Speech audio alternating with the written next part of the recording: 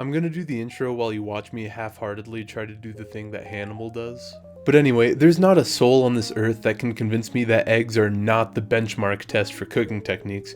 This whole reason being that they're ridiculously easy to mess up since they cook so quickly and are easy to break. To properly make eggs, you gotta have the dexterity of Solid Snake and the patience of your mother. To make one thing clear, you generally want to have really fresh eggs, so you'll want to go to your designated egg breeding bowl and check if there's any available. One thing y'all really have to be wary of in your egg breeder is time, because it's really easy to get lost in there. Oh, wait. Yeah, no, just like that. Learn from my mistakes. Let us start with the most basic of cooked eggs, the boiled egg. With this, I'm going to try to aim for a mix of soft and hard-boiled. When most people make boiled eggs, they, well, boil the egg as the name entails, but I'm going to take the road less traveled, the road Chef John troweled for all of us, the steaming method. Yeah, I get it, guys. If you're steaming it, then it's a steamed egg, not a boiled egg, you degenerate. And to that I say the name of boiled egg has surpassed its status as a cooking method, and instead now resides as an enigma, the idea of an egg cooked in the shell, regardless of cooking method. You know what, go ahead, look for another name for an egg cooked in the shell. I'll wait. Yeah. That's what I thought. And to steam it, we'll put a very teeny weeny amount of water in there, maybe 2 centimeters worth regardless of how big your pot is. Bring that water to a boil over high heat and put your egg in there.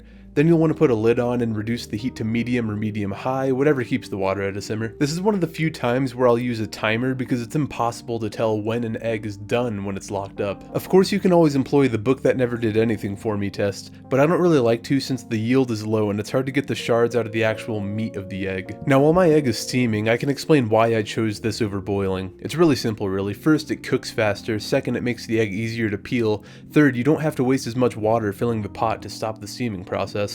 I cooked mine for about 7 minutes and look how that came out. Beautiful. Now if you want to soft boil it, go about 5.5 to 6 minutes. If you want it hard boiled, go a minute or two longer, about 9 minutes.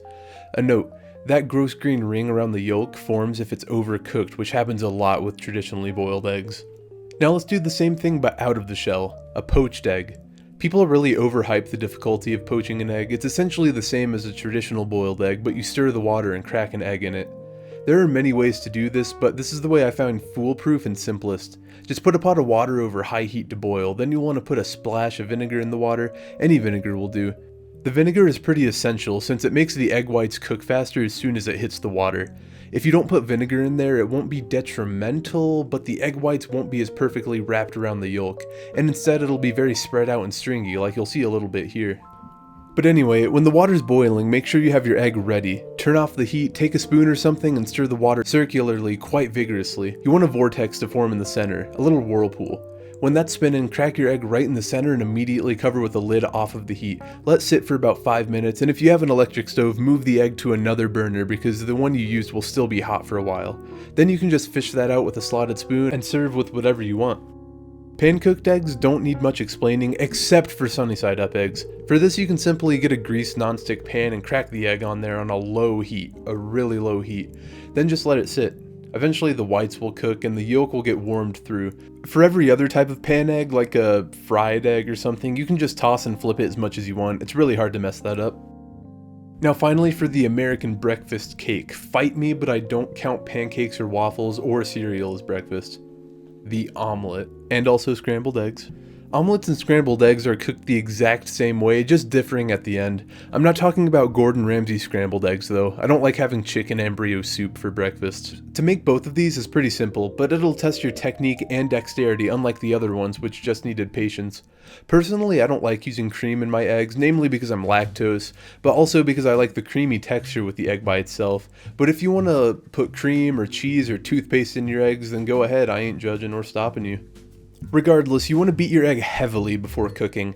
I'm going for a bit of a lazy French omelette, so I'm putting a tiny splash of water and a pinch of salt in. Chefs like to say seasoning eggs before cooking gives you a watery texture afterwards, but that's only if you cook the hell out of them. If you take it off the pan while they're still slightly liquidy, it won't have that water in it, and I know it may seem gross to stop cooking the eggs on the pan when they're still liquidy, but like I said in the intro, eggs are super fragile and easy to ruin, so they'll cook a lot on your plate. I'm buttering my pan, but use whatever oil you want. You want to make sure the oil gets all over the pan though, even if it's non-stick. If you don't get oil everywhere, the egg can still stick to the pan, which results in that weird and gross egg paper on the bottom. Dump the eggs in and stir with a silicone spatula. My goal is to cook the eggs in a super small curd, and to do that I'm constantly and vigorously stirring, even shaking the pan to get as much movement and agitation as possible. This is what'll get that creamy texture. If you're wanting to make scrambled eggs, just keep that up till you want to take them off, but I'm making an omelette so I'm going to flatten it out and roll it up. Toss some extra butter in there since calling it French gives an excuse to have a metric ton of butter, and give it a half-hearted attempt at doing the tap and flip thing before giving up and putting it on a plate. Then I'm just rubbing more butter on it while in denial of my unhealth because it's titled French, and there you go, a super pretty omelette. If you really want to take the omelette to the next level though, you want to convince it that it's something better than an omelette. It makes the egg taste happier as it's living its next life as something it could never dream of being. I'm masquerading it as a pancake. Now to take a bite. Oh man, that's actually pretty good.